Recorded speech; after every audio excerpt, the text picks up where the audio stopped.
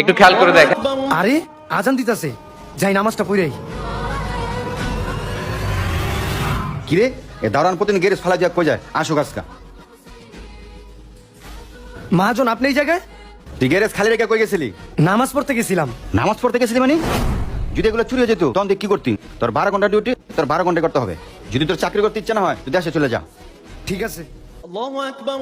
আরে আজান দিতাছে, এখন আমি যদি নামাজে যাই আমার মালিক তো আমাকে কাজ থেকে বের করে দিবে। শেয়ার করে দিতে পারেন।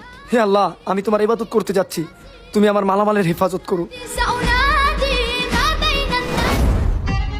হ্যাঁ আজকে ওই নামাজে গেছে, আজকে আসুক হয়, আজকে করে ফাঁসাই দিমু। এক কাজ করি, সাইকেলটা লুকাই থুই, অয়েলের জিগামু, সাইকেলটা কই।